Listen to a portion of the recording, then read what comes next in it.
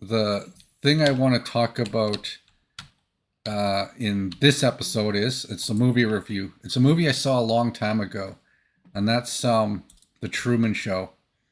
And one of the things that, if you haven't seen the Truman Show, it's one of my 10 favorites. And it either came out in the late '90s, early 2000. Had Jim Carrey in it. Not like Dumb and Dumber is kind of his thing, but he isn't playing a complete buffoon in this movie. It's actually a pretty dramatic role, and he's actually pretty. There's a few scenes where he's very compelling. So it's a very emotional movie too. But the premise is, and this isn't much of a spoiler. If you haven't seen it, and maybe this will make you want to watch it, just because you probably didn't know what the premise was. And if you have seen it, you'll get it. Um, I'll go into more detail of like what the meaning of it. But the idea is it's a guy who's been on television his whole life. They built a giant dome over in this place in California, and they have cameras everywhere. And he's on a show, and his name's Truman, but he doesn't know he's on a show. Okay, and everyone in the world supposedly watches this show. Now, if that show were made today, I don't think anyone would watch it that much because why would you have any interest in just a regular person's life other than it's the only thing on television? So at the time, this is when the internet wasn't really a thing.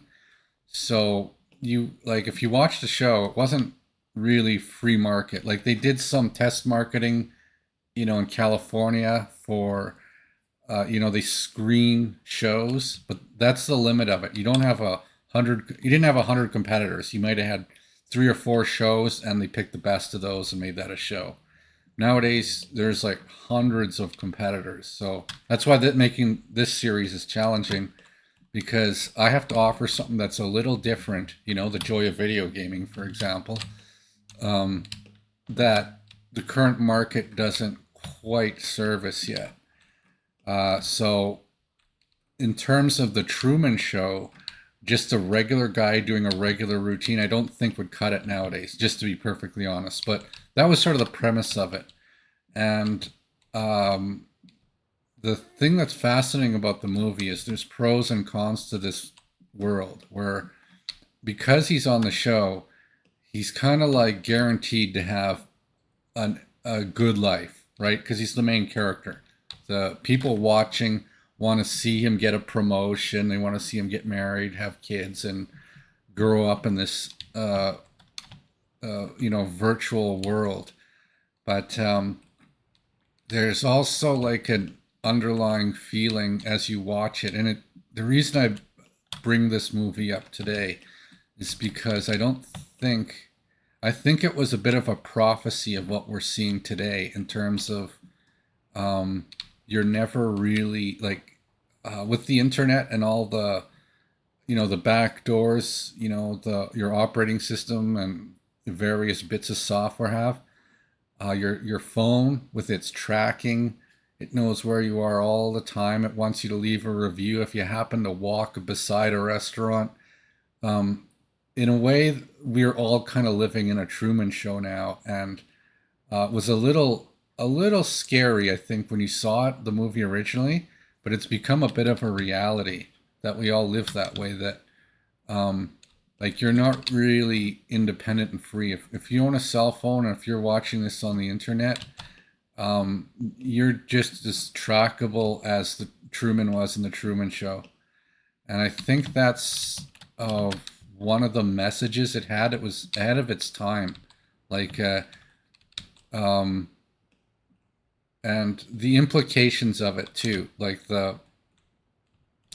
this guy wants to find love, for example, but um, other people are controlling that for him. He has like other people decide who he can love, and that's a little concerning, right? And I think The Truman Show is just one of those movies that um, nothing really like it either. Like, in a way, like the Matrix. I think it predates the Matrix a little bit, but maybe a few years ahead of the Matrix. But the Matrix was kind of a,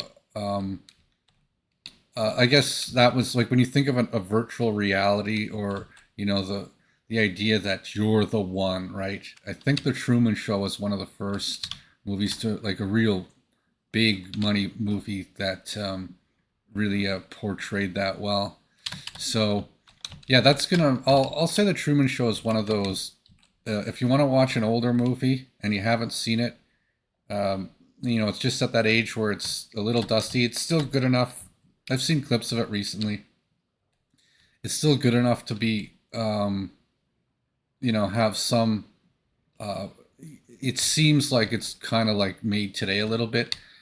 There are just some pretty funny scenes in it too. Like it is a bit of a comedy, but it's also a bit of a commentary too. And uh, and it's the parts of it are a little absurd, like they're building a dome over California. No, no, just enable cell phones and cameras and laptops, and you got your own Truman Show, right?